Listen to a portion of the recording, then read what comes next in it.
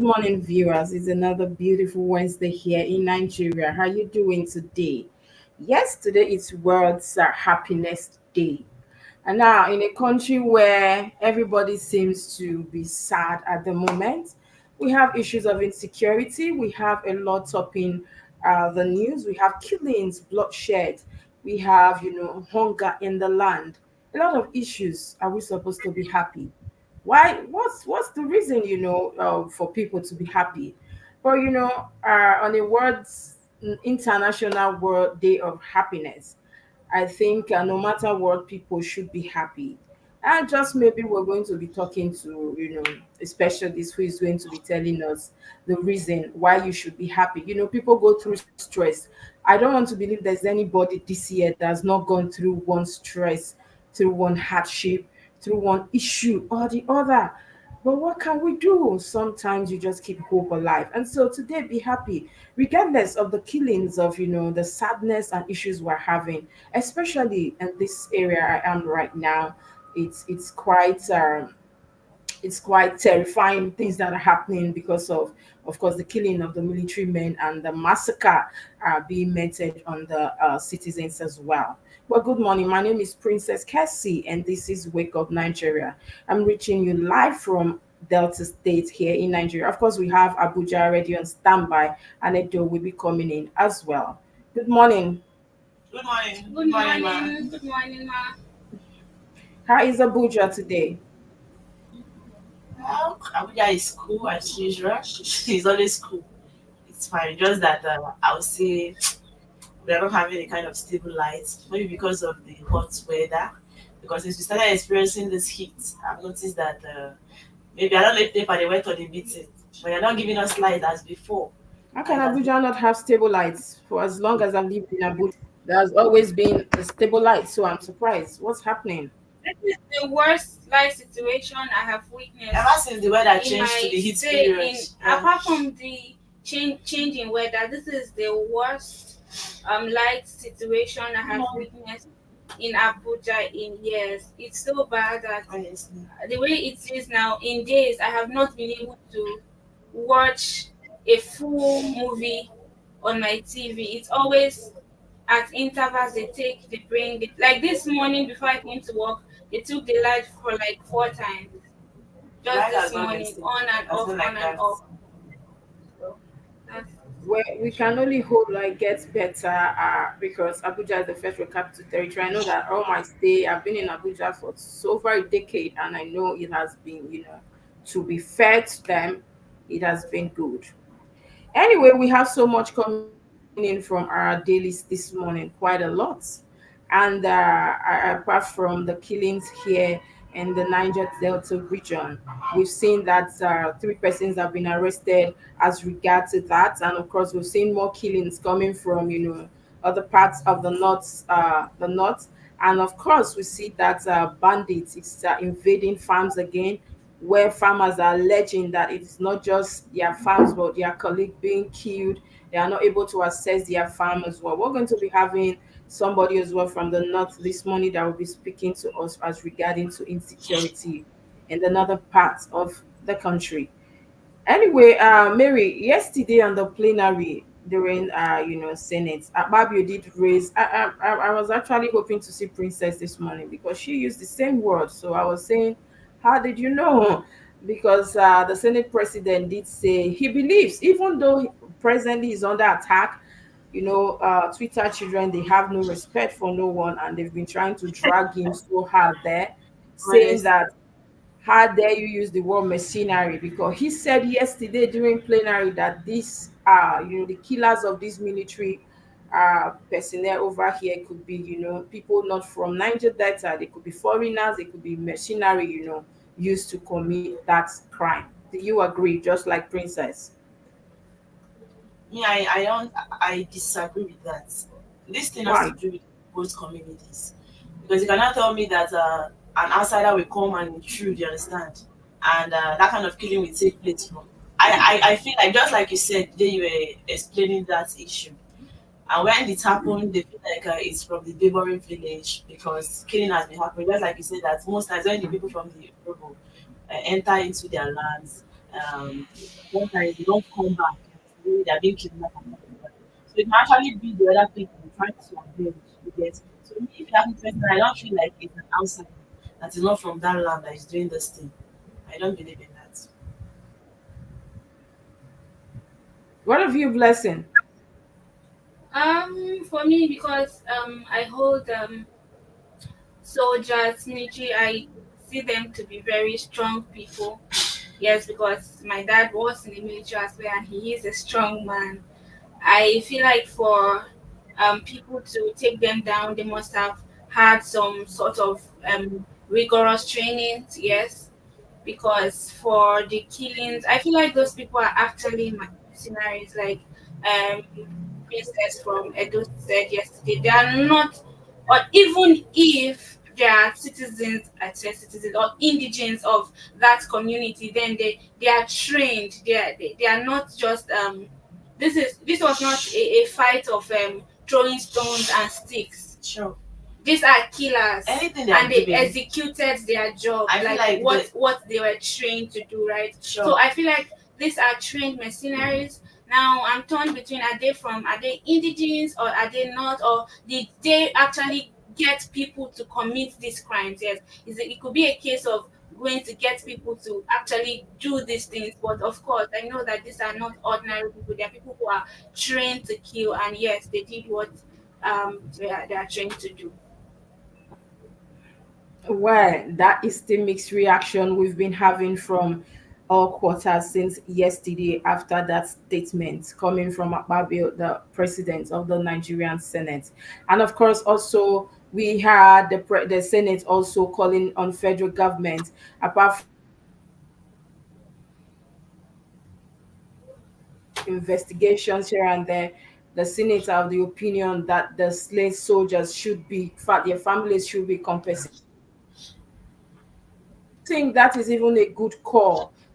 Knowing fully well that the investigation is still ongoing, this just happened, and the next thing the Senate is already saying that, of course, they are our fallen heroes. Definitely, we're going to compensate the families, their fathers, their brothers, and of course, their husbands as well. But knowing fully well that we've not been able to ascertain whether their movement to that particular community was legal or illegal, is it right for the Senate as of yesterday to call for the compensation immediately? Yeah, I think that's another angle to see what happened. So I was really thinking about the whole situation and just imagining how, what was the reason for their arrival? Did they come for a peace? Was it like a peace arrangement? How did they get in? How did they receive them? Did they come to fight and all of? I've been just been thinking about it. What did they come for? Did the community people, the people that killed them, did they feel attacked? Were they just trying to defend themselves or something? But of course, I don't have the These details. are the questions that we have been asking, and we do hope sincerely that all this will be uncovered very soon as the investigation is ongoing. The Anyway, reason we appeal also. Go ahead, Mary. the reason why I feel like anything they are doing, indigenous of that particular community, they are 100% involved is that outsider cannot come and take charge of a particular place. You get, you see people that will give them information, and Mm. then even if they are being But people of the opinion as well, Mary, that a community that was not able to overpower another community they've been having crisis with, now killing soldiers in that gruesome manner. That is the debate. Anyway, we'll see more of that. We have the dailies to look after. But on a lighter note, today is World Happiness Day. Just out of curiosity, do you guys think we should have we have any reason to be happy? Is there any reason, thinking about all we're passing through right now? The country has been, I feel like the whole country is actually besieged, not just a part or a quarter of it. I feel like everybody in this country is actually feeling whatever it is we're going through right now. The economy has shit, the insecurity. And so, do you think there's a reason for us Nigerians to celebrate such International Day of Happiness, or any reason to be happy? Mary. if you ask me in all, the only reason we should be happy is that we are alive, but alive and struggling, alive and in pains. because a lot of things are happening, a lot of wrong things are happening in the country. But if you ask me, as regards the happening in the country, there's nothing to celebrate. We should just be happy for ourselves that we're alive. That is just it. I think I share the same thought. Blessing, do you share the same thought? Yeah, thinking about happiness and being happy because you are alive. It just, for me, yes, we should be happy, but the reason should not be, for me, it shouldn't be that we should be happy because we are alive. Because in a place, in a country where there is high insecurity, um, we cannot be happy that we are alive when you don't know what will happen the next minute, right? The pupils that were kidnapped in Kaduna, of course, they woke up day end. Well, Mary and Blessing there saying that we don't have any reason to be happy. I feel like no matter what, we should be happy, even though people are dying on a daily basis. The reason being that, sometimes happiness is good for your health. Look at it from the medical side. It's not about, you trying to mock somebody going through pain, but it's you. When you're happy, it's good for your health. When you start thinking, when you're sad, I actually spoke to one Dr. Deji this morning. He studied, somebody that specializes on human behavior and all that, and he said, being happy doesn't really mean that you are mocking somebody, you're trying to make somebody that is sad to feel bad. It is a way of improving on your health. And when you laugh, when you're happy, sometimes the pains just go away. So what do? Sometimes you have to find the balance, look for a way to live above the pain. Anyway, that's by the way, we'll be having others joining us very soon. We'll have some guests, and of course, Ado will be joining as well. So let's quickly take the dailies we have for the day, Mary. Okay, and the big headline on Punch says Reign of Terror, 165 farmers killed, March. Farm deserted as bandits demands 3 billion naira. And the rider says 130 farmers killed in 4 Benue local government areas, 28 in Sokoto. Surgeon production falls by 90% in Borno. Benue farmers lose 1.1 billion naira to attacks. Sokoto growers pay 3 billion naira ransoms, 5 million naira paid in Delta. And you can find all the stories on page 2 of the Punch newspaper. And here we have a story at the top that said 30 trillion naira loans. Cities uncovers first infraction, summons Cardoso. And you can find that story on page 32 of the Punch newspaper. Reps to quiz minister over $300 million malaria loan spending. And that story is on page 22 of the Punch newspaper. Shareholders excited as Zenith Bank appoints Umoji first female GMD as the general manager, and that is on page 33 of the Punch newspaper. Federal government states, federal government shared 3 trillion naira allocation in 2023, and this is coming from NETI. You can find that story on page 31 of the Punch newspaper. And here we have a story that says Delta bloodbath. Governors meet Tinubu. National Assembly demands thorough probe. And that story is on page 30 of the Punch newspaper. And here we have a story that says abducted editors asthmatic family laments. NUJ demands release. And that story is on page 42 of the Punch newspaper. And there's a story here that says parties in fighting parallel primaries, wasting INEC resources. This is coming from Yakubu. And you can find that story on page 18 of the Punch newspaper. Federal government names 15 terrorism financiers, BDCs, plans sanctions. And that story is on page 42 of the Punch newspaper. Dangote, MTN, and others lose 1.7 trillion naira to naira depreciation. Reports. I think this story is on page 32 of the Punch newspaper. And these are all the stories you have this morning on the Punch. I think before we even move to killings and all that everyday killings that is actually causing us depression, let's look at that beautiful woman there. Yeah, That's the that's queen quite of Iron. amazing. I think they say she's the first female. to hold that post. Yes, and I've heard a story before while in Abuja. She's somebody that actually, funny enough, she went to Zenith Bank as a copper. Wow, So Wow. yes, that's she a was long time, posted to the man. Maitama. Yes, yes, so the Maitama branch of Abuja, and from there, she's so beautiful, but she didn't allow the beauty to stop her from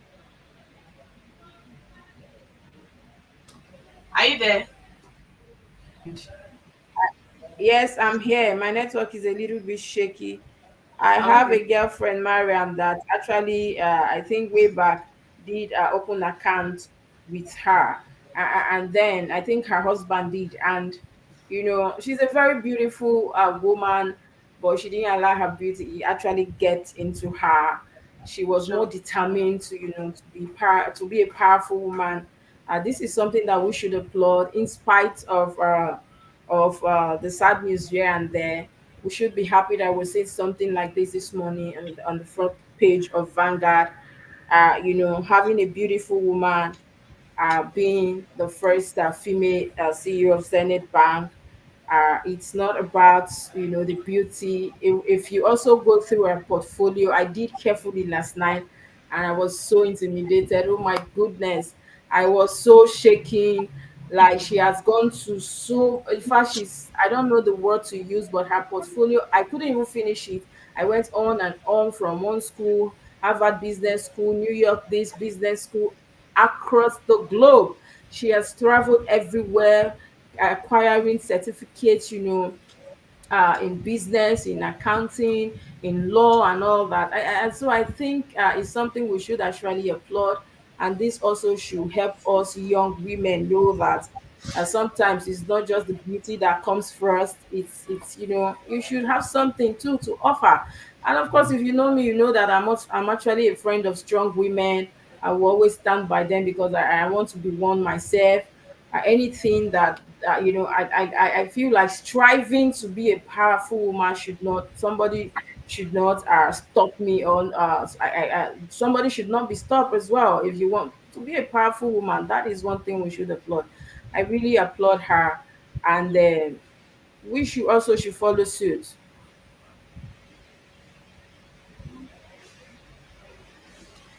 That's true. That's true. I think it's the positive side of the news. It's something to be happy about. It's something to it's something worth celebrating because whenever you check the paper, they're always seeking hunger and insecurity and all of that. But this one is a different news entirely. And So it's it's something worth happening in celebrating. March, in Yes. a Women's Month. It's like Honestly. the As if topping, it's planned. the icing to the cake for the women this month. As if it's planned, my dear. Yes, this is great. Yes, it's actually an icing to the cake. Princess, welcome. I was just talking about you a while ago. I said yesterday the Senate president did say the killers may be mercenary, foreigners. He's very he was sure that these people are not from the Niger Delta region, they are not even Nigeria. And I say Princess did use that word some days ago.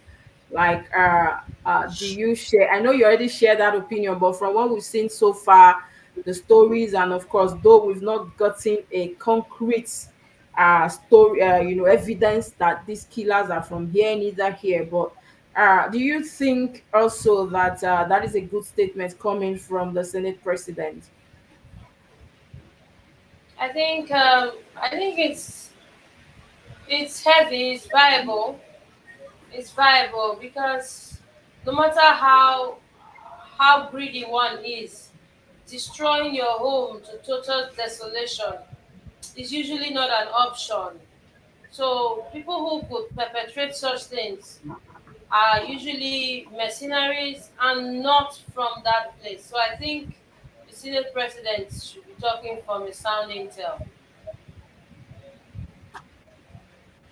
All right then. And there's a story here I want to really throw my weight on. 165 farmers killed March. Farms deserted as bandit demand 3 billion. I don't understand. Maybe is bandit actually demanding this money from the government or the farmers? They are demanding that money from the farmers.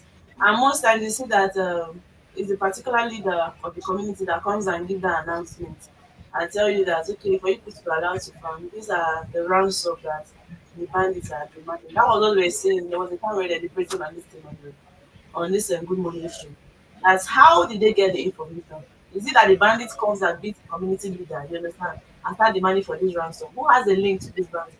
If these people are people that they can see, how comes they are not getting them? You understand? Why are they always trying to please them and give them whatever they ask for? This money now, it all boils down to the fact that it's the farmers that will pay this money. And you don't expect them to finish farming after all this kind of demands and food will not be on high price. So most times it's the farmers that are the money to pay this money. And where do you think that a farmer is going to get 3 billion naira from, even if they have they are farming in the whole north? That is outrageous. And I don't know what we're supposed to do. Like I was speaking to somebody yesterday, and he did say that at this stage, some part of the north they are not able to access their farms. They can only, okay, I think it's the guest that we had yesterday that actually said that on the evening show. So now the some are not able to access their farm. They only plant a garden behind their homes. You can't even, this my area now. I was just I was told yesterday that some people are not able to go to farms anymore. The haters clashes here and there, and the fear of being killed, and of course wanting to stay alive. They are no longer going to the farms. They keep having these issues. They can't go deep into their farms and all that, and so it's quite pitiful that up till now we're still getting this. And I think also that our security agencies should channel energy towards places like this. Look at Kaduna State. There is no day you don't see one issue from Kaduna and from the northern parts. These people are being displaced on daily basis, and it's quite terrifying. Let's not even talk about, okay, the farms being destroyed, but the people being killed on the process. And then you expect us not to have a food crisis. There will be food crisis because look at the situation today. People are not able to go to farms, and the little ones that will go, of course, the prices will be very high. And if you are not able to afford them, it's on you, it's not on them. And you wouldn't blame them also that their produce are very expensive. And so that is the issue. Okay, there's one headline that I saw here that says reps freeze minister over $300 million malaria loan spending. Honestly, they should summon them if you ask me, because I think there was a day we were talking about the high rate of malaria drugs in the hospital right now, the kind of money they collect. So if these people, you understand, misuse the money that is being given for the treatment of malaria, tuberculosis, HIV, and all of that, so they need to be summoned. They need to explain why this kind of money is going, and the rate or the high rate of the cost of drug is getting high. The cost of drug is getting high these days. If you are poor, it's difficult to treat malaria. You get, Merci. it's difficult. They are placing high demand on drugs, and look at what is happening. You get, so I feel like they should summon them and ask questions. If it happens that truly they are behind all these things, then they should face the drug lords. That's just it. The last These people don't have anti-malaria conscience. They don't have I conscience at all. got, the last anti-malaria I got was about, I think, 3,800. It's getting high every time. It was really high. I was, and that's like something we used to buy for about 1,003. It's now at about that amount. So it's really expensive, and it's not like these things. I think some of these things are subsidized by the government, and they don't really, they take this money and they feed themselves fat. That is just selfishness. Because I was so happy when I checked the news and I saw that they are giving 72 hours, you understand, to report that they are somebody the harvest. Anyway, we have Aliyu Dahiru with us. One of our guests has already joined. Good morning, sir. You're welcome. Good morning, Good sir. morning. Yeah, good Morning. morning. Good morning, everyone. Nice to Morning. have you here. How is Kano today? Kind is fine. The weather is a bit hazy today, but we are fine. Okay, so yes, we've been having a lot of issues, and of course, it's no longer news that insecurities. It's stopping the chat when it comes to stories on daily basis. But it's quite worrisome that you know the issue of security is as if the government has actually gone to bed on that. Except, of course, it has to do with a prominent person or somebody big, because we see on daily basis, especially in the northern part of the country, Kaduna, for instance, a case study where people, even infants, children, are being kidnapped on daily basis. And of course, other parts of the northern parts and the middle belt as well, Benue and other places, even just right now, Plateau State, we're having farmers lament, running away from their homes, from their villages, for fear of being, killed or abducted. Now, what do you think will go from here? Let's start from there. Okay, so insecurity has been devastating the entire northern Nigeria, particularly the northwestern part of the country, for many years now. The northeast has been experiencing Boko Haram conflict for the past for over a decade now, and there's millions of people have been displaced, and the thousands have been killed in there. Uh, and that has affected a lot of things there. Education has been affected, farming, agricultural activities. A lot of the things have been affected. Even economic activities have been affected. This is not something new. We all are aware of that, and we all know that the government has not done enough in curtailing the menace of these activities. I mean, the activities of the insecurity. So, so now it has shifted to the northwest. Now, northwest is becoming the epicenter of terrorism. What is happening in Katsina, Zamfara, Sokoto, Benue? Let's take aside Benue, for example, because Benue is in the north central. But what's happening between Sokoto, Kaduna, Katsina, Zamfara, and Kebbi is so overwhelming. And in fact, it supersedes what's happening even in Borno State, which was the epicenter of insecurity back then. So, and if we look into for example, the effects of the insecurity, particularly in the northwest where most of the agricultural activities are being conducted, then we know that this insecurity will certainly lead to food insecurity, which what one of the reasons we are having skyrocketing inflation when it comes to the food prices. A farmer is not accessing his land; he has to pay ransom before you could access his land, and uh, that therefore he has limited agricultural produce to take to the market, and that will increase the price. Well, that has been increasing the price of the agricultural produce that's coming from the northwest. And let's take Benue as well. Benue is they call it the food basket of the nation, and now hundreds of farmers have been abducted, in hundreds, in tens, in hundreds of them have been abducted.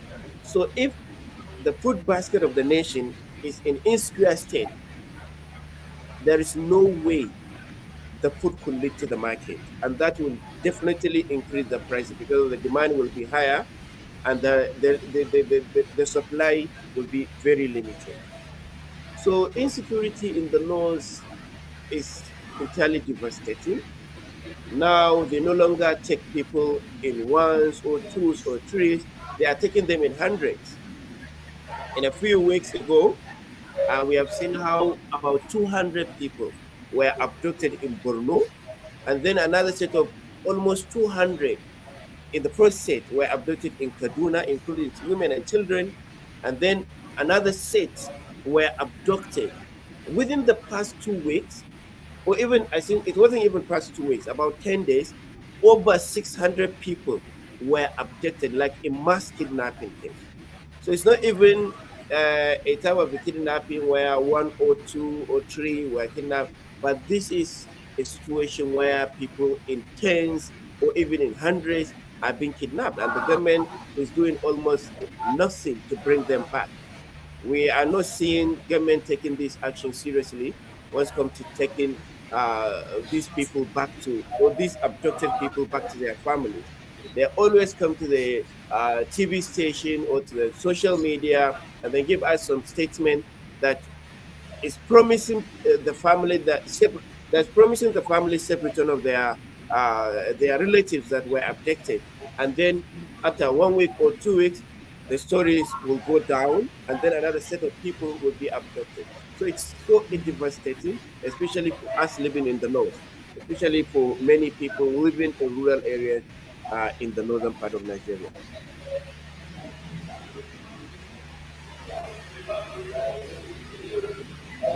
The issue of insurgency and insecurity in the north, I don't know. I think we are not doing enough about it as our traditional rulers, our government, our military. I actually think there has to be something else underneath it. And I know in 2009, when it started, July to be precise, I was in Yobe, and it started as Boko Haram. You shouldn't go to school. School is sin, and it was pampered because of the region it started from. You know, they preferred and they wanted an Islamic state, and so it was pampered. And now we've seen it that that insurgency, that Boko Haram thing, facing targeting education, attacking children in schools, has now graduated and let me say it has metamorphosed to another thing. And kidnapping is now gradually spilling down the other way. So don't you think it's high time we give it another name? Because this is actually domestic terrorism. It is I think maybe if we give it another name, we'll be able to tackle it head on. But with the way it is now, it's like we are still pampering it or covering it, and it is affecting every area. Okay, let me clarify some things. We have two types of tourists in Nigeria, especially in northern Nigeria. We have those who want to implement Sharia law, those who want to implement their own violent interpretation of Sharia law, especially the Boko Haram in the northeastern part of the country. Those ones, jihadis, who their ultimate ends is to see the end of anybody, whether it's a Muslim or non-Muslim, that's against their own interpretation of religion or interpretation of Sharia law, and they want to implement their own violent, form of Sharia. Those ones are different. These ones are Boko Haram, they are ISWAP, they are all those Ansaru and members, and those, they are ideologically backed, and they have their own ideology. They imported it from some of the Asian countries, some of them, and they have their leaders. They have their own influences. They have their own even philosophers. I mean, if we can say it that way.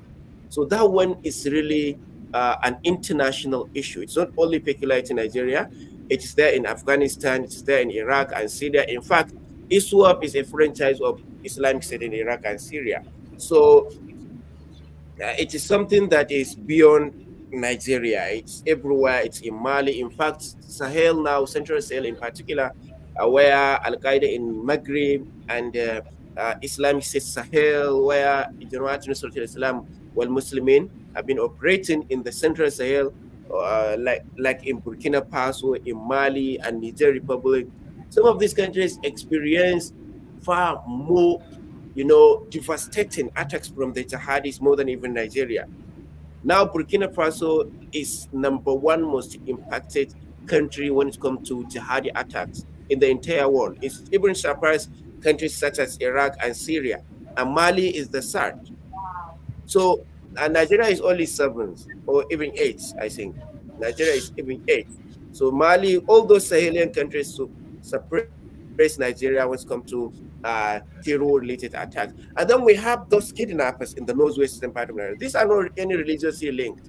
They have no link with religion. They started as cattle wrestlers, and then after cattle wrestling was cartel, and then they moved into banditry. And this, if you read the history of the banditry in northwest Nigeria, it's something that has been happening for decades. But because these people, there's no social media, and Many people are not even aware because they limited themselves in some part of the rural areas. So many people are not aware of their activities. Wow. And then nowadays, it's metamorphosed because of the insecurity in Libya, the fall of Gaddafi in Libya, the arms, through Niger Republic came down to the northwestern part of Nigeria through Sokoto and Katsina State, and then it fell into the hands of these bandits. Before they used to have only, swords, they have sticks and everything to engage in their banditry. But now they have guns, they have AK-47, they have sophisticated weapons. And then it became a really worrisome situation after the fall of Libya because arms were really available in Libya. When you go to Libya, you can buy arms in black market. It's there available. They have even their market online.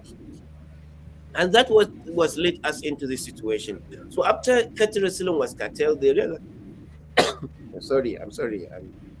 Sorry. Sorry. Sorry, Sorry. I'm having catarrh. Sorry, thank you. Sorry, it's Sorry. cold, right? Yeah. So after the proliferation of these arms through the porous borders of Niger to Nigeria, from Libya, then these bandits, evolved into, weapons or sophisticated weapons wielding terrorists. These are the ones who started by kidnapping one or two people, and then after they realized people no longer, I'm so sorry. After they realized that people no longer care about kidnapping in ones or twos, they started mass kidnapping. The first time they started with mass kidnapping, remember, it was, I think, in Jengebe, when they started with mass kidnapping in the north. Those ones were not Boko Haram. Even though Boko Haram tried to claim it, but they later realized it was beyond them, and then they allowed them, So they learned that from the Chibok kidnapping in the northeastern part of the country. So they realized there were a lot of attention, and one of the propaganda goals of terrorists is to see attention be raised. Like everyone is talking about their activity, everyone is want to everyone want to promote their activities, and then they will just go and start doing it. So that was what happened.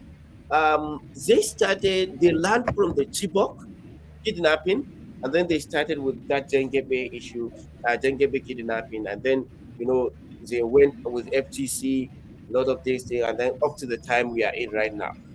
So they realized a lot of people talk about it when it is mass kidnapping than when it's one or two. If, for example, my relative was kidnapped, then it will be only me and the people close to me who would be aware of the situation, and that will not it will only them financial benefit. It will just only give them the ransom that they may demand from me.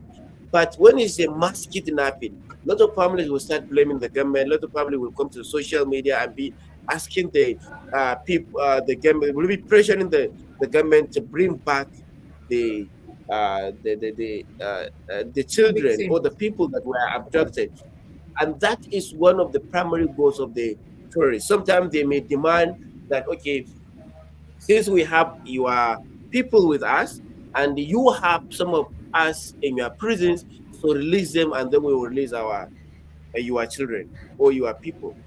An That's how they do that. exchange. Yeah, in a kind of an extent, a prisoner swap or something like that. So this is how they do that. That's why they engage in mass kidnapping. And the recent, what many people are not aware is the recent mass kidnapping that happened in in, in Kaduna, for example, is related with the way the government has recently been pushing the kidnappers to their ages. Like a lot of them have been killed along Abuja, Kaduna, you know.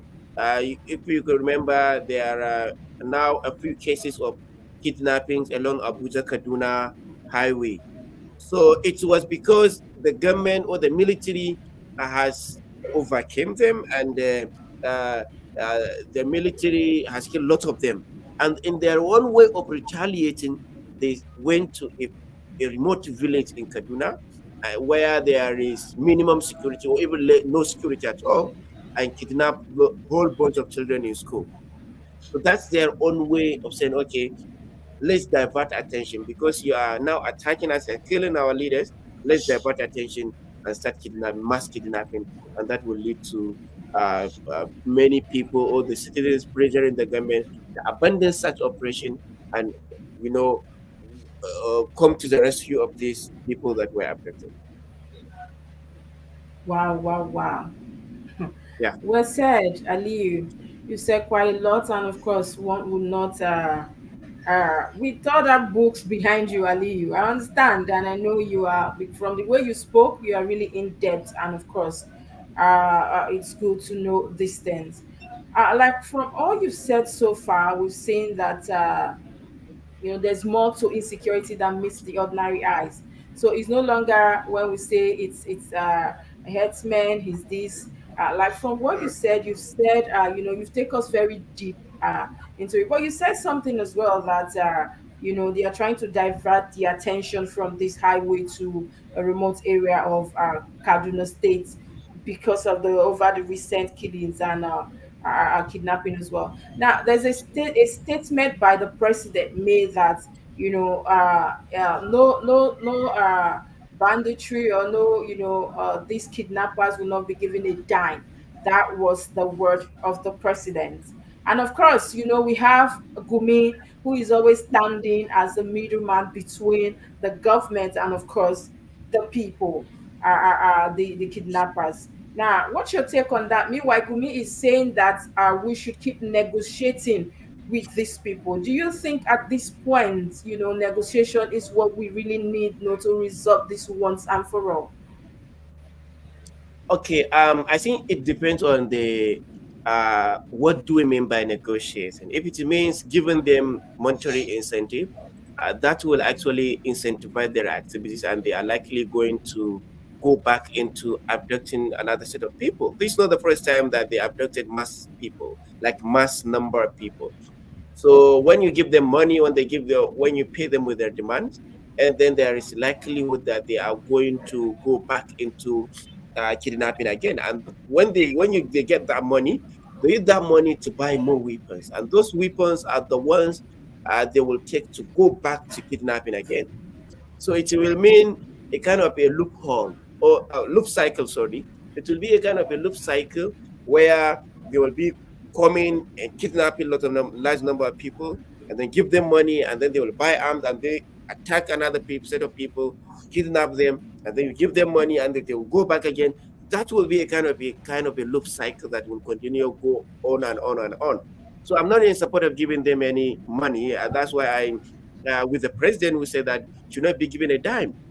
This is one of the strategy, one of the kind of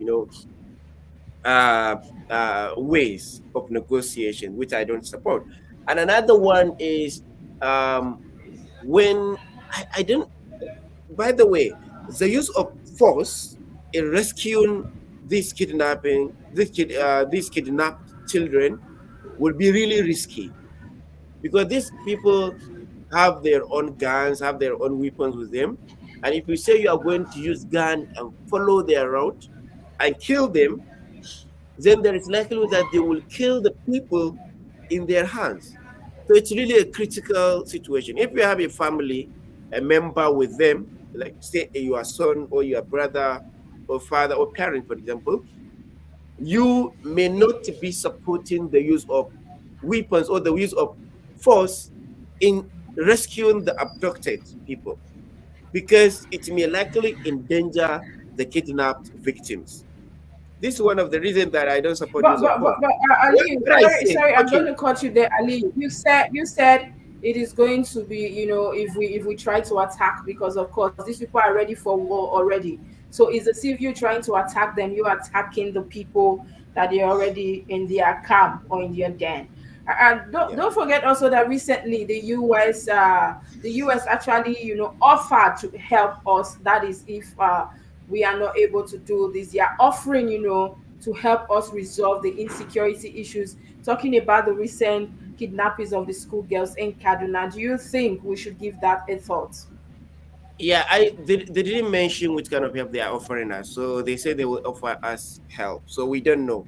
So this is not a No, different they did perspective. say as regarding the school children that were kidnapped. Yeah, yeah, of course. I understand. I understand this kind of help, but which in which way? That's what I was asking. In which way are they offering us help? Is it by advices, like security advice on how to bring them back, or is it by? But this is not against what I'm saying. What I'm saying is there are many ways of negotiations, which I think these two negotiations ways that I mentioned are not two solutions to bringing these children back. But the sad one, which Mr. I'm Lee, going to mention now, yeah. the which I have to mention this sad one, which I think is the best way that we can solve the insecurity issue, because I have been following this insecurity issue for many years, and I understand this, and I read about them, the insecurity, and I even reported a lot about the insecurity. So, what I think the best solution to this, as far as my knowledge, is let's, for example, if there is kind of a swap, we have their prisoners, and then they have our children, and they want them swapped. Okay, give them the prisoners, and then bring back the children, and then later you can go on offensive operation against them. So after you Mr. Liu, rescue please, your children, sorry. then you I can would go like, on offensive. let me, Mr. Liu, Okay. please, let me cut you short here. I would like to sample the opinion of Abuja Studio on this issue because we're kind of down south and they are closer to the heat a little. So Abuja Studio, I don't know if you would like to add anything or ask him any question regarding this US help and his own view to solving this insurgency issue.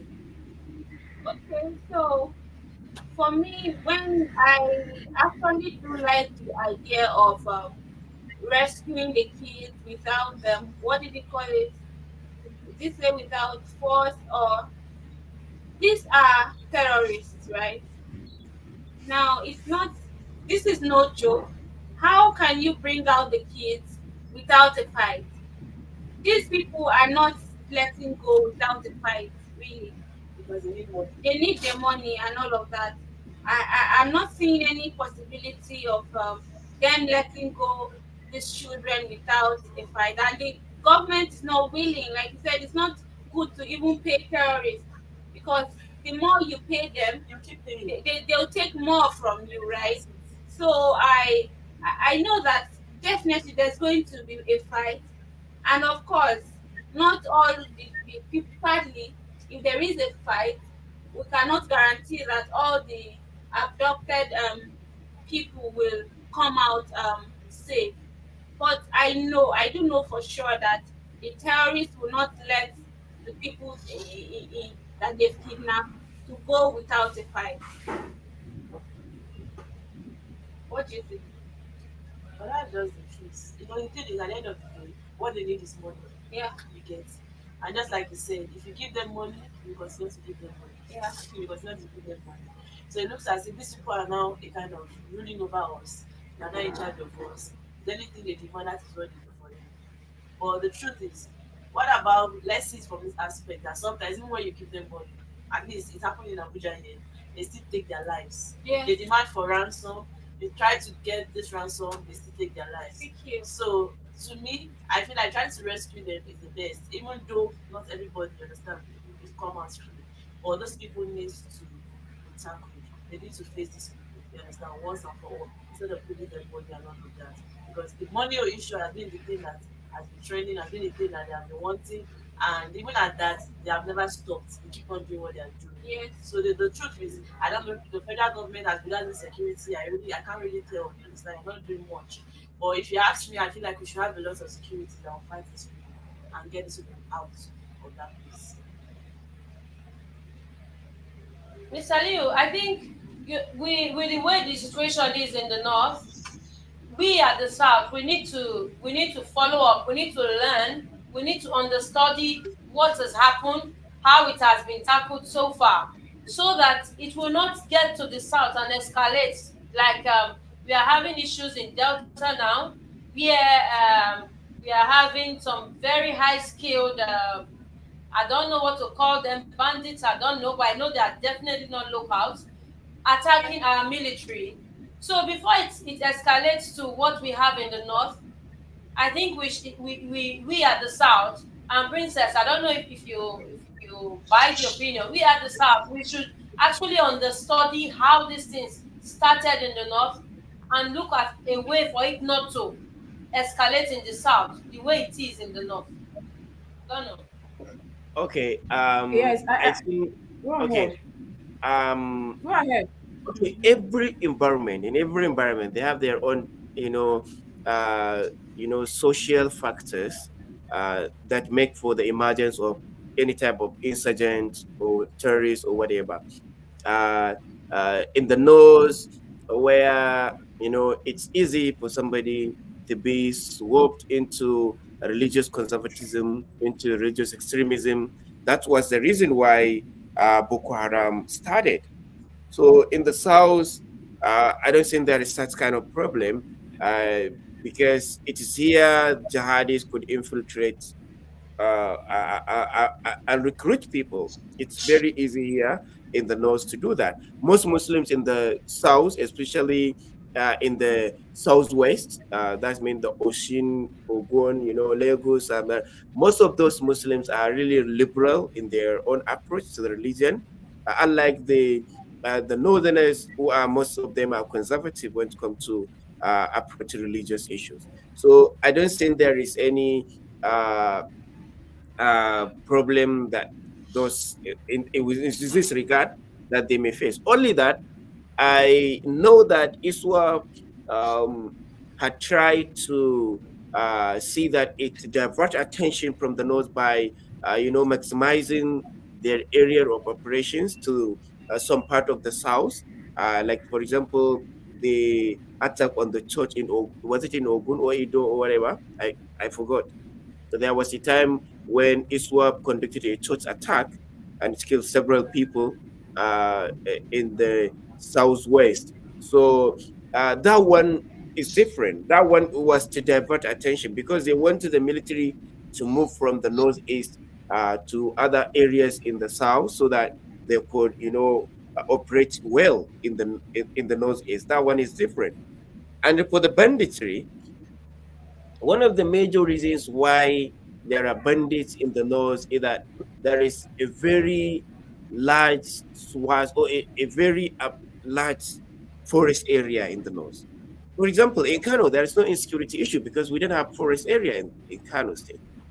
Most of Kano State is an urban area. There are villages, but we don't have a lot of forest areas. And that's why in the entire northwest, you will find that Kano State is the most peaceful state. There is no insecurity issues mostly in the in Kano State. Unless a few cases, you can find a few cases. Somebody kidnapped somebody.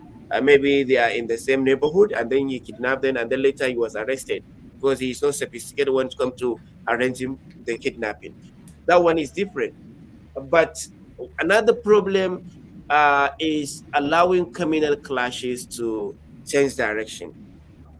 In the northwest, for example, there were a few communal clashes um, uh, in the northwest. There were communal clashes in the northwest, and then that one led to kidnapping. That one led to a lot of things. So I think the lesson that the lesson the lesson that should be learned from the north is that we shouldn't allow terrorists to we shouldn't feel that terrorists are our friends or our brothers or our a terrorist is terrorist. When Boko Haram emerged in the north, many people were thinking that it was kind of a conspiracy. It was people from elsewhere. And many people who have brothers and cousins in the Boko Haram refused to hand them to the police. or refused to hand them to the authority. And that led into what we are currently experiencing now. You get what I'm saying? And then even in the northwest, where this banditry, where this kidnapping for ransom is rampant, you find that there are some people, there is a particular ethnic group that feels these perpetrators or the perpetrators of this particular action, this crime, are their brothers or are their brethren, and therefore they don't want to be they don't want to be mentioned, or they don't want to be affiliated to them, and that doesn't help matters. So we need to really know that tourists are not our friends. I have seen some trends, especially in the north, in the southeast, where these separatist agitators, I mean, some of them engaging in some of them engaging in criminal activities in their agitations, and some of their family members, some of their close friends, they'll come and say, "Oh, they will be supporting them." That was the same trend that happened when the Boko Haram emerged. Many people were saying that these are they're actually fighting for us. They are actually fighting operation by the government. These are actually fighting against, the government that's not for us. And then later, these terrorists started attacking mosques. They started attacking market areas. They started attacking churches, attacking everywhere, attacking everyone. So this is how it starts. So a terrorist is not your friend. A terrorist is not your brother. A terrorist is an enemy. And therefore, wherever you see a terrorist, you should report him to the police. Don't feel that this person is fighting for you. He will fight against you in the future. This is it. This is the reality everywhere. Well, I love that. Terrorist is never our friends. And I bringing it down here to the southern Niger Delta region. Of course, you are aware of the major incident that happened some days ago, where our able-bodied armies, military men were actually slain by unknown people, even though it was alleged that a certain community here did it. We did see it from Senate, the plenary yesterday, where even the Senate president is of the opinion that this is, they might be, mercenaries from foreigners from other places. He doesn't believe that these people are capable of doing that. And that we've seen that that particular incident brought about a major massacre meted on these villagers, on the whole community. Though the army are still on it, going from one community to another, trying to unravel or mask these killers. Now, what's your take on that particular incident? Do you think the Senate president might just be right? I think he is speculating. We don't know. There could be as the mercenaries. There could be local residents. There could be some tourists passing by. But only investigation could really let us know who these people, or who are the perpetrators of this crime. So what I'm always from the day that I started, that I heard about the incident, what first came to my mind was, okay, we know there are so many extrajudicial way of dealing with things in Nigeria, uh, and I believe there could be some human rights violations when it comes to investigating this issue. What I'm calling the government to consider is the human rights aspect of of dealing or with the situation or investigating the issue, because it's really a tragedy when the people who are protecting you are being killed in such a gruesome manner, in such barbaric way of killing. But it will be another tragedy if we arrest another person who is innocent and claim that he is the perpetrator of such crime. I believe that we have their own way of investigation, and I believe that that investigation could lead to arresting the perpetrators or finding out whether the perpetrators are the mercenaries or or the resident of that particular location. But we have to deal it in a way that it could, bring out the real perpetrators, not accusing the innocent people who are just passerbys, who could also be victims of such crime. Victim to these people. That is Yeah. that is very correct. That is very Yeah, correct. so So, that, Ali, we urge you to stay with us while we go through some of the other papers we have with us. Just before we let you go, we still need your opinion on some of the trendy stories we have on our dailies today. Mary. Okay. Okay, we would go straight to the Guardian. Yes. And the big story on the Guardian says unlicensed digital lenders, loan sharks target poor citizens, exploit, violate privacy rights. And that story is on page 6. NASU, SANO, strike leaves certificate applicants stranded. And that story is on page 4 of the Guardian. Banks show signs of illiquidity, borrow over 24 trillion naira from CBN less than 3 months. That's on the business and it's on page 17. Reprisal. Ijaw Youth Council raises alarm over invasion, killing of 40 residents. You can find that story on page 6. Again, court refuses Kanu bail over terrorism charges. That story is on page 7. Delta governor briefs Tinubu on Ukoma killings. That story is on page 4. Criminalize importation of Adire, Kampala fabrics. Reps urges federal government. That story is on page 3. Man bags life jail for defiling neighbor's 11-year-old daughter. That story is on page 9. Neiti. Nigeria's federating units shared 10.14 trillion naira in 2023. That story is on page 2. These are all the stories we have on the Guardian this morning. Yes, I saw a story here. Court refuses Kanu bail over terrorism charges. And now, Ali, let's take a look at this story now, married or relating to what you have been saying. We know that there has been agitation over there in the east over this man's arrest and of course detention. And we've been seeing, even though a lot of activists, a lot of people are calling for his release to calm or die the tension over there in the east.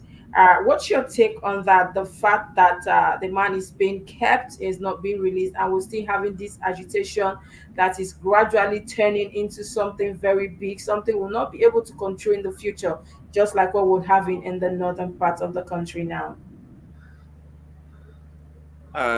so I didn't follow um, uh, the rulings or a lot of things with regard to the Kanu right now after he was taken to the custody. But I only hear about the rulings. I don't know what he actually said, but I know the government. What I want to say that the government shouldn't do anything that will lead to another, you know, violent insecurity or insurgency wherever it is in Nigeria, whether it is in the north, whether it is in the southeast, whether it is in everywhere around the country. So the government should handle this case with the real care, and it should also not do anything that will lead to, you know, the explosion of violence, whether it is in the southeast or wherever it is. But I don't need to go back into what led to the arrest of Kanu, which was, you know, a lot of hate Treason. speeches, a lot of, yeah, treason. I know it was, they charged him of previous of treason.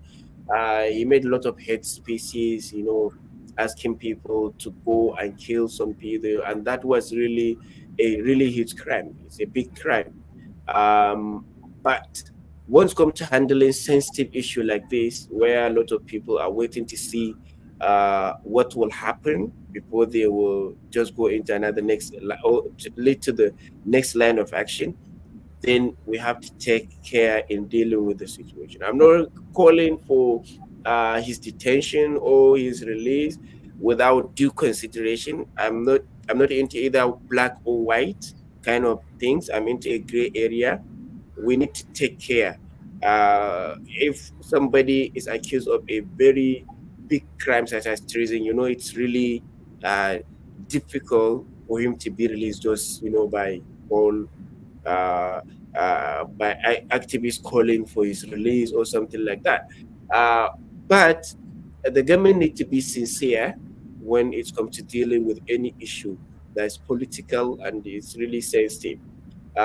We all had what Kanu did, and we all read his tweets. We all listened to his radio. Biafra when he was overseas, he was it in UK. He was in UK. We all listened to their speeches and the dangers. And some of these activists were the ones who even raised attention that some of these hate speeches could lead to what was experienced in Rwanda between Houthis and Tutsis. So it's not something that should be just allowed. So even if they will release him, uh, they should make sure that such similar occurrences should not happen, because allowing people to be spitting hate speeches just because they are from this particular location or that location, or allowing people to raise others because they are from this ethnic group or from that particular geographical area, uh, will lead to more dangerous situation than even what is perceived. So uh, the government should take care, should really be careful in dealing with such situations, and I don't want to, yes. should not even allow any gray area that will lead to some people thinking that it is us that you are against. If it is other people, then you are negotiating. Like, that's why I'm not in support of any negotiation with tourists in the Funny northwest. enough, thank God you said Because that. I was going to come to that.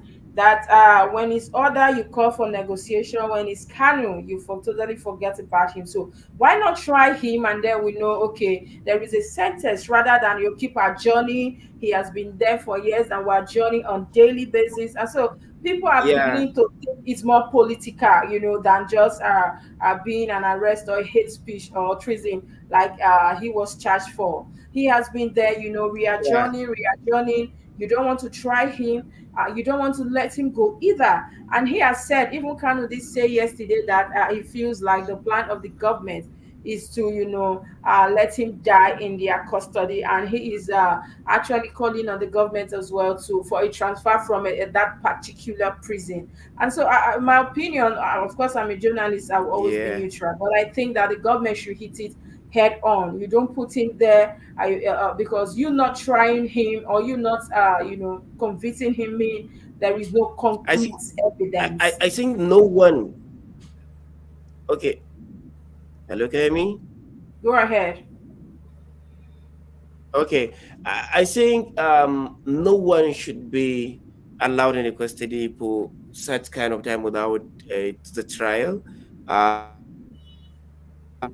Kanu should be taken to court and they should charge him on whatever they accuse him of. But allowing him in DSS detention for this long time, I'm not a legal expert, but I don't think it's morally acceptable to do that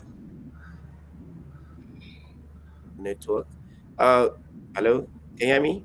Yeah, Yes, go we can ahead. hear. We can hear you. So even if you're accusing somebody of not only calling for violence but perpetrating the violence, you should always take him or charge him to court and take him to face whatever you are accusing him of. But detaining him without charging him, that is morally unacceptable. I can't or otherwise because I'm not a legal expert, but I know it's morally unacceptable. It can happen to me, it can happen to you, it can happen to everyone. And we know sometimes politicians have their own way of silencing people using the Power to forces they do can that. use available at their disposal, the Yes. power at their Yes, disposal. That's why that I'm is true. calling So whether we should always stand with people even if we disagree with them. The right thing should be done. It's not about supporting the activity of such person, but supporting the right thing to be done. whether this But in a person is from country your like side or Nigeria, from the where other the side or rule from of law, anywhere, we don't have it a has rule to of be. law. A lot of people will tell you we do not have the Yeah, rule of law because it has been yeah. trampled So upon. so It so has we been, need to. yes. Yeah, of course. Anyway, we appeal So we also need to to. the federal government to do what is right. Of course, they are the law and they know the law. We'll move away from that issue now. Mary, there's a disturbing news here on the Guardian. Look at that analysis, Mary and Blessing, on licensed digital lenders. You know, there's this they do now. I don't even know how people do that thing, going to lend money from apps or from somewhere, and their pictures will now be sent to people that they are dead, they have HIV, They are HIV, wanted. spreading They are fraud. wanted. spreading They are fraud. spreading Yeah, their it happened to pictures my all friend. over the internet. So I think this is something that is yeah, very recently, very bad. recently, I don't know how recently, we're a going friend to of curb it mine. or stop it, but it's something that needs urgent attention, where even the poor Nigerians, or let's say the middle class or the low class, they are suffering. And then because of I met somebody that happened to. They sent me a picture that she's HIV positive and all that. She's on the run. We should look for her. We should stay away and all that. So I had to call her that what is going on. I saw your picture, and she said no, she borrowed money. How much is this money we're talking about? 25,000 naira. I'm like, And is it up to that they will have to damage, destroy your image like this? And so, what can be done? Let me start from Blessing, then I'll come to you, Aliyu. these stories are very funny. It's not funny, It's but sad. It's it's sad. sad. But it's really funny the length at which these loan apps go, how far they go to get their money. I've actually received messages like that on countless occasions. This person is a criminal, is wanted, we need him, blah blah blah, and all of that. I think there should be other ways to get their money back, right? You know, the They thing should. is, Can you hear me? the thing is, Princess, if you ask me, I feel like, this money is being borrowed online. You understand? Yeah. So they feel like, even if I borrow this money, Go it's a ahead, we different thing can hear you loud and clear. to my house. Mary, You can, Mary, can you hear me? yes, I can Yes, hear we you. can hear you. Mary, can you hear us? Yes. Do you think Yeah, that should be a criteria for giving loans to people when they are not able to pay back at a certain period of time?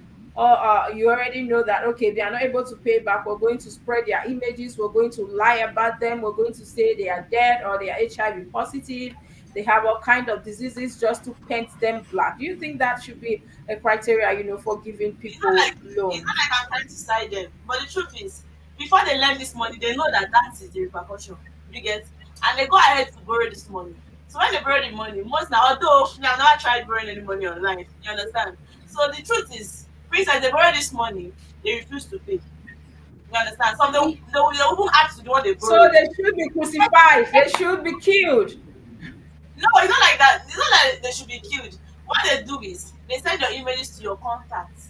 It is your contact that they send these But images that's to. wrong. Yeah, it's wrong. What I'm trying to say is So some people. shouldn't they have other means, Mary? Shouldn't they have other means, of maybe data collection before you give money to somebody? Knowing them, knowing what they do, what they're Of supposed to course, do That with one the I mean money, depends. If they so call as them, to if get they the call this money meeting, back. they block their numbers. If they call this meeting, they tend to block their numbers. They block every means that they could reach them with. And they feel, although that their own means of doing this thing is wrong, because it's a kind of trying to tarnish someone's image. You get.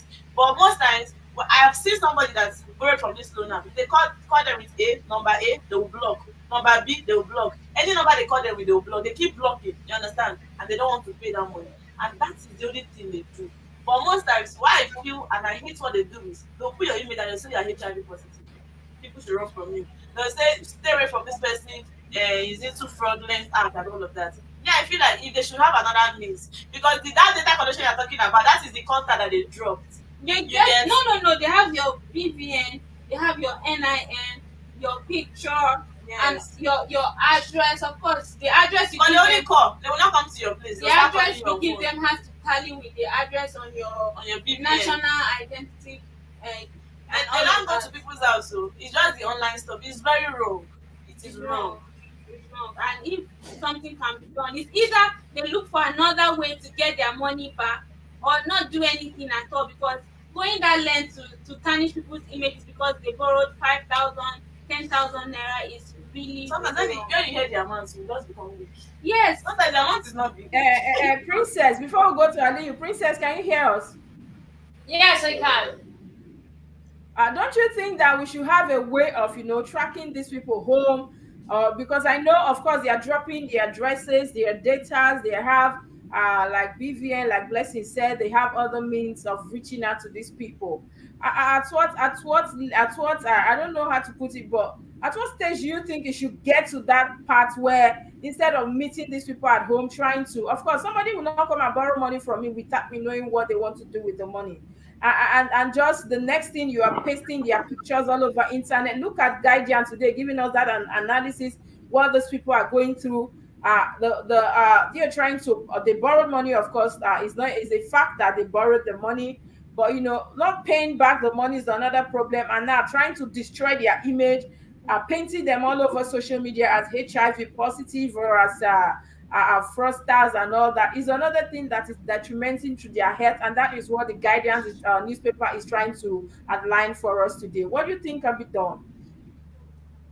As much as I do what the loan sharks are doing. I don't think they are loan sharks anyway. They are just money lenders. Money lending is a business, and it is as old as, almost as old as man, you know. And it is also as old as the business that people borrow and don't pay. So, in as much as I don't like what they are doing, both the borrower and the lender, they are in the same boat. You and so there's practically no way for them to trace their customers, because they can give you fake address, you will not know.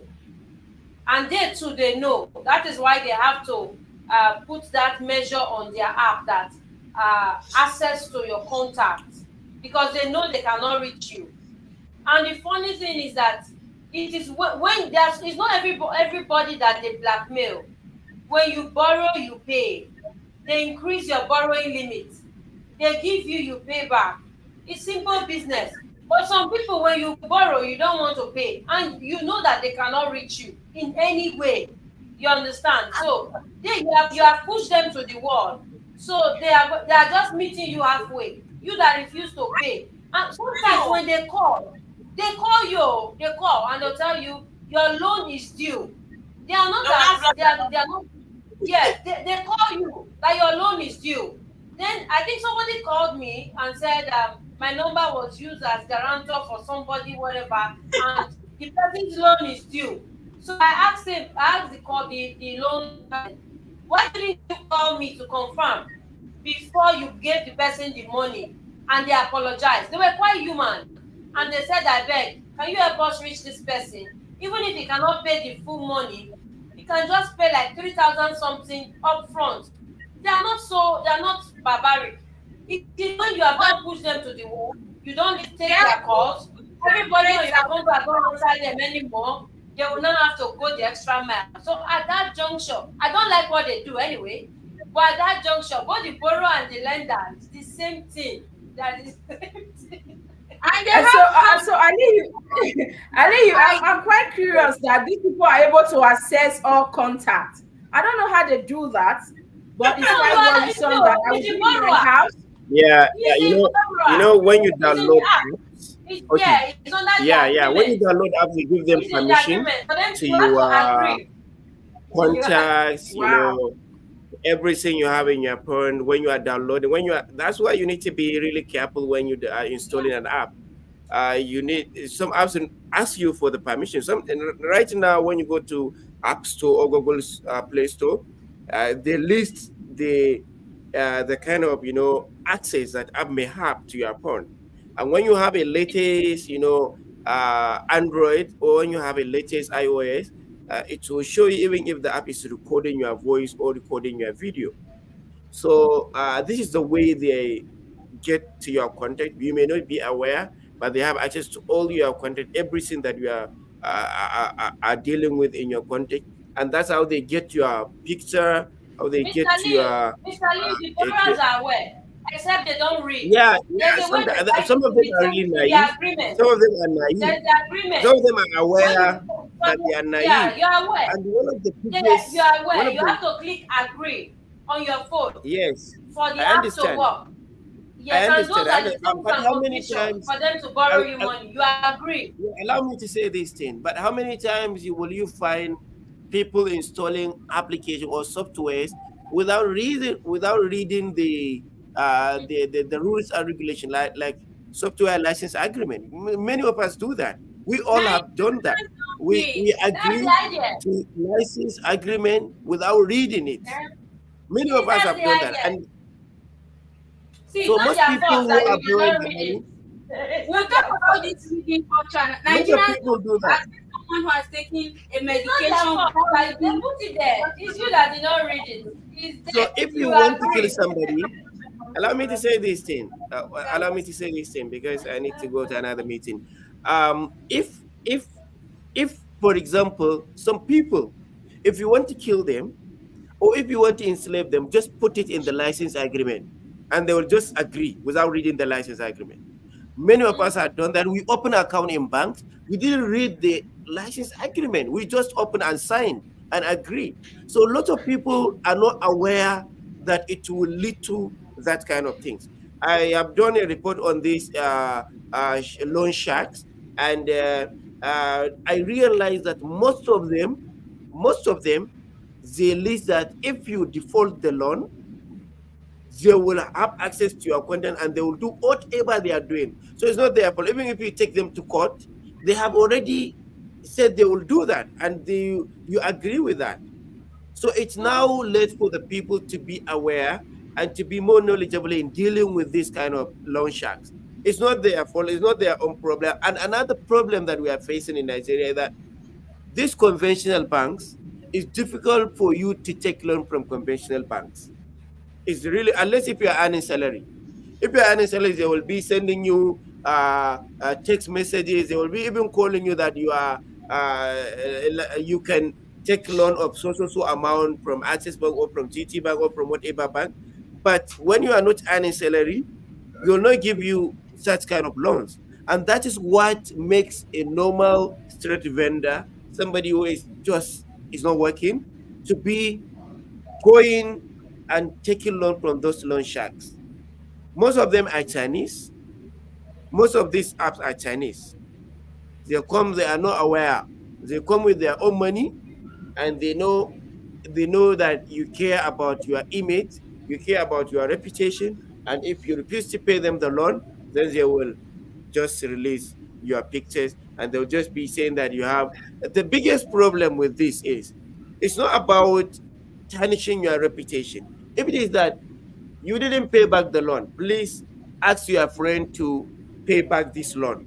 That one is okay. But when you start accusing you of being HIV positive, or being a fraudster, or being a kidnapper, or being whatever it is, that one is illegal. That one is illegal. But when it's about defaulting the loan and saying, okay, this person has defaulted our loan, please ask him to pay back the loan. That one is okay. But for you to be accused of being, HIV positive, your partner, if you are married, or if you have a girlfriend, or if you have a boyfriend, you will be in tension because of such things.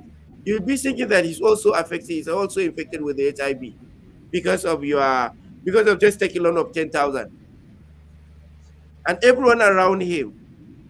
So this is the biggest problem, and we knew the government need to take really the government need to actually do something about it. Yeah, I need to go now because I have another meeting to attend to. Thank you so much for having me. Thank you. Thank you Thank you very so much. much. Nigerians also Thank need to you. start paying their loans back too. They need to Yeah, start thank you paying so their much. loans back because Thank we are giving up. If you go outside, they give us a bad name, fraud. Inside, we have name fraud. Come on, We need to start mm. being more responsible citizens. If you take money from somebody, return it, because that's a desperate measure from these people. If I had not been called on several times, I would not really have known that these people actually call, and the person was pleading that if he cannot pay the whole money, pay some. So when the people don't respond, that's why you see those things. Not that it is good, you can actually sue them, just as the way you cannot they cannot find you. That's how you cannot find them. Mary, do you understand what I'm saying? The Yes, I way Mary, yeah, the way they yes, cannot find you, that's the way you too cannot find them. So their money cannot go like that.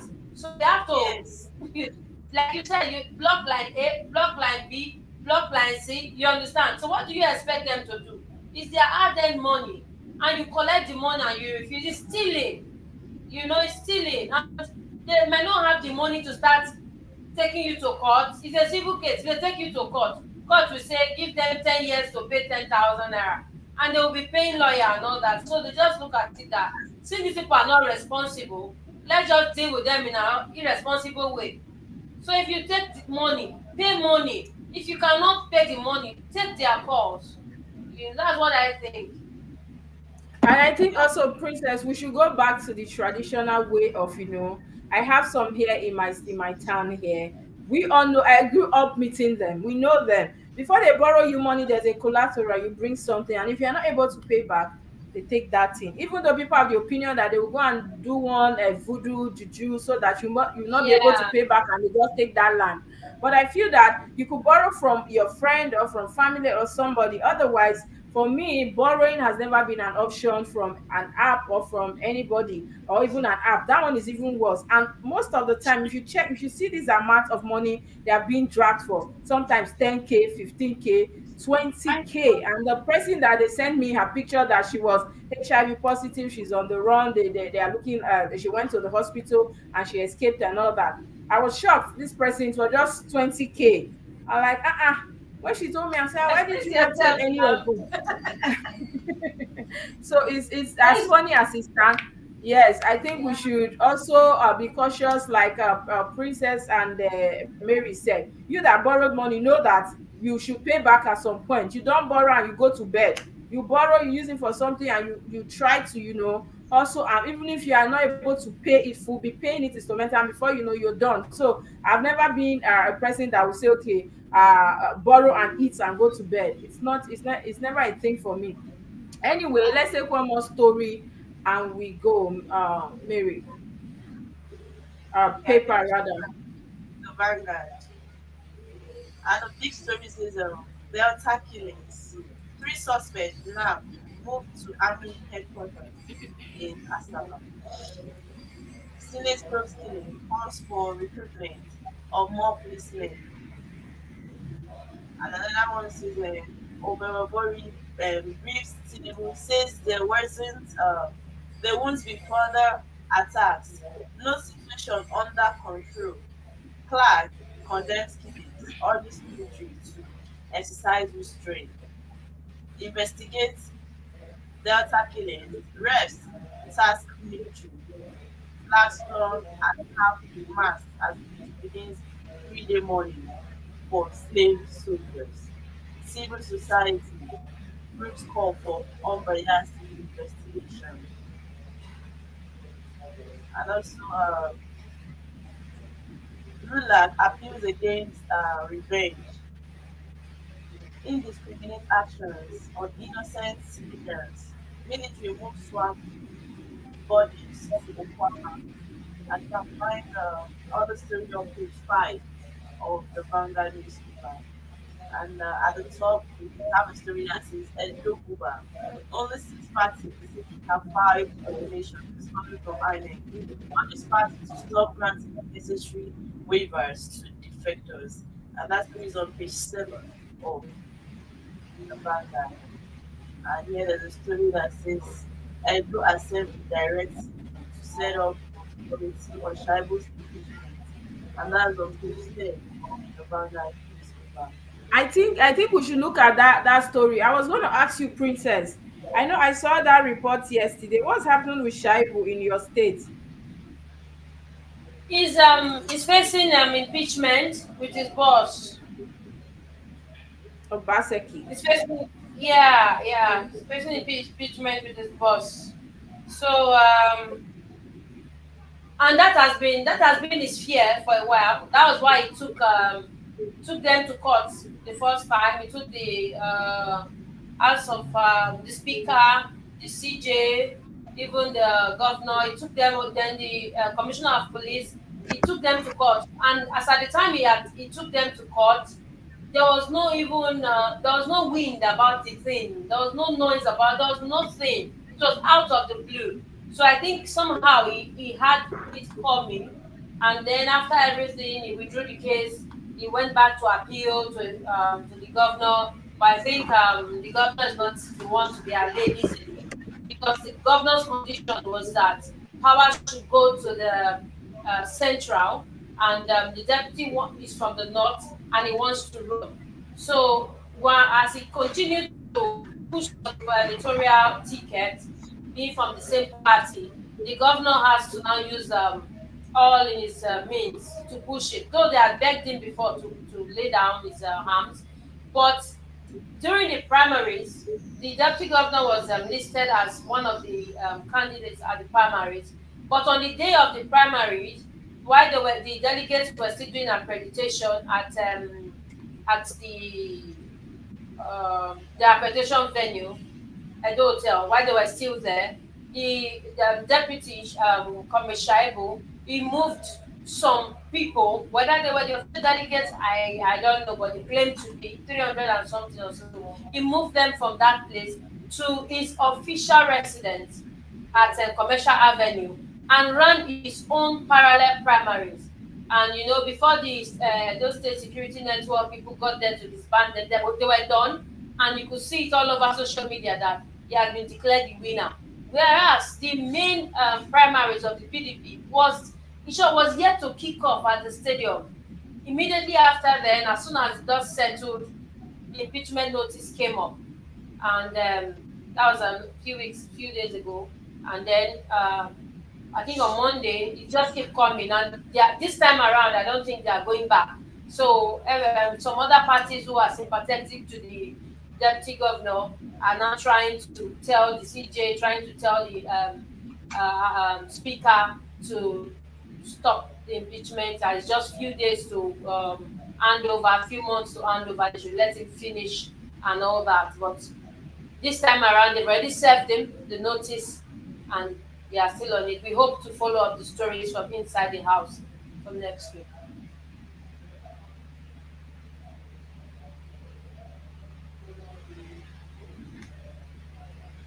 Okay, so should I continue? Maybe I should just continue. Yeah, I'm done. I'm Okay, done. That's all. okay. And there's a story here that says NFF appoints Finidi as Super Eagles coach against Ghana, Mali, friendlies. And there's another story here that says we did renovate government house with 18 billion naira. And this is coming from Adeleke. And we have a story also that says Shiro Solar generating company new phase in energy transition plan. This is coming from Shetima. And that's the reason on page 4 of the Vanguard newspaper. I think these are all the stories we have this morning on the Vanguard.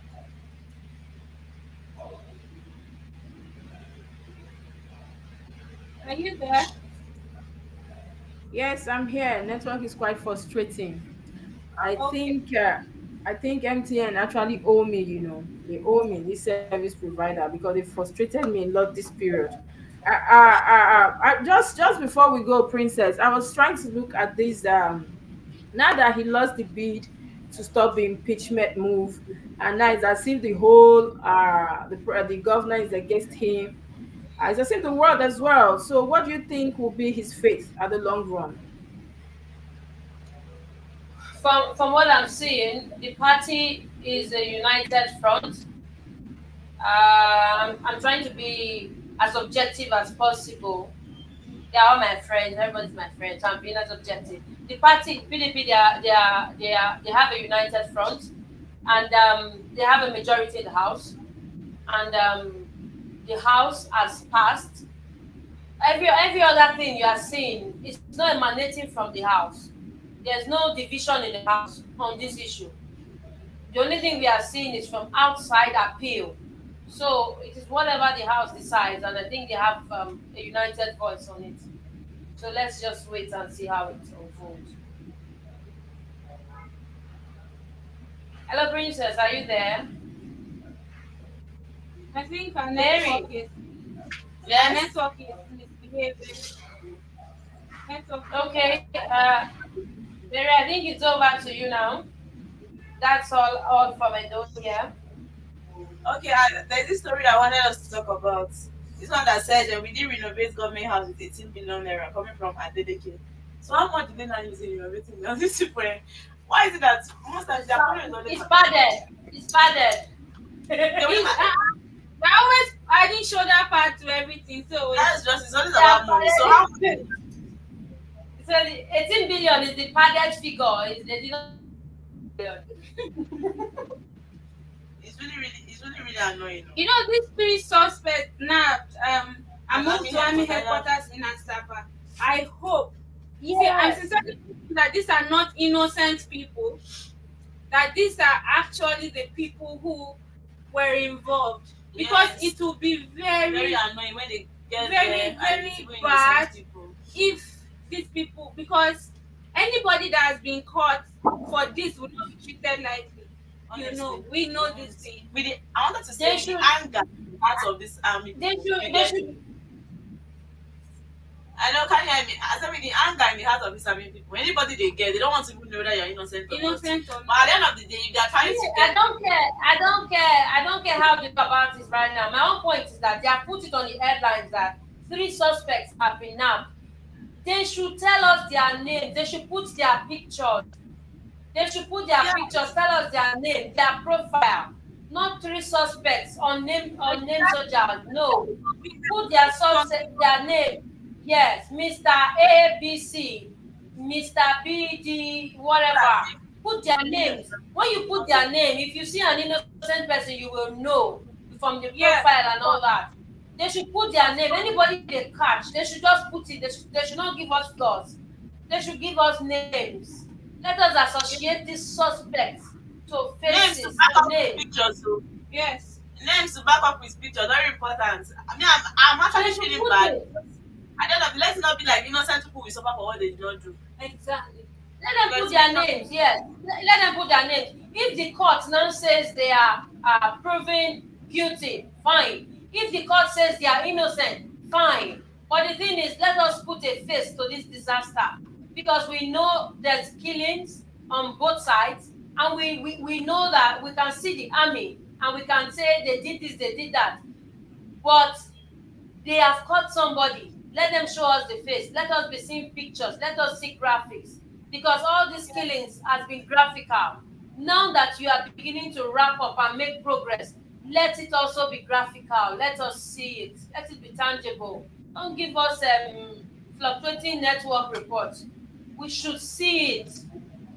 We should see. They should be real with us. We should see it. That's my take on the issue. That's my take. And that's not the truth. Do we still have Delta in the house?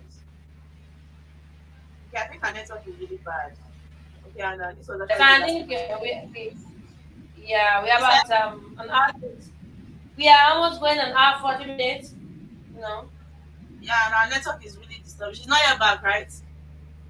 no.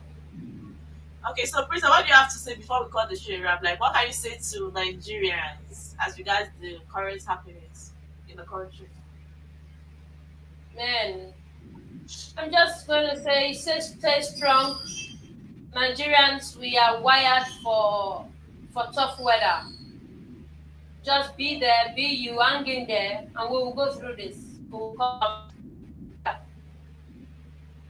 We are Nigerians after all. So, what about you, Blessing? Okay, as usual, manage your resources.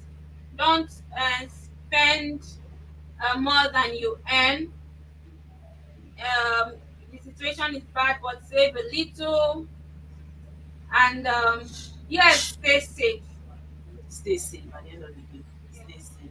You know that blessing. Before we end the show, even at this point when we know that a lot of insecurity issues, there are people that the normal time they go out is in the night. I've seen somebody that tells me that whenever he wants to go out, it's money sees like around 9 or the night when he goes out. So when do you not come back? So they feel like it's a normal thing to come back 1 a.m. in the night, so often in the night, you get, which is wrong. So I feel like we as a people in this country, in as much as Nigeria is bad, because if anything happens to you right now, they say it's the country that we are into. But still, let's take good care of ourselves. Let's understand that the place is not safe. Yeah. Nice movement is actually not a good one. And you know that yes, you cannot stop people from going to club and all of that. But still on still, that same club, there are people that goes there with their car. And people will still come out and look for cars, you understand, Yes. and take them home. So please let us restrict where we move out at night and let's take good care of ourselves. As you can see, malaria drug is expensive. To treat yourself right now is expensive. So anything that will make you not to be healthy as a person, let's just avoid it. Okay, guys, this would be a good place to wrap up the show on the newspaper review. Don't forget to follow us on our social media page. SRTV. You already know we are not just saying it, we are doing it. A lot of beautiful content that will bring to you. And don't forget to leave us with your thoughts. Let's get to know what you think and how you feel about SRTV. I remember your girl, Rival Easy. And I am cool a blessing. Um, At SRTV Film Academy, our students are not just learners. Through our comprehensive programs and hand-on trainings, they are transformed into confident and skilled professionals ready to face the world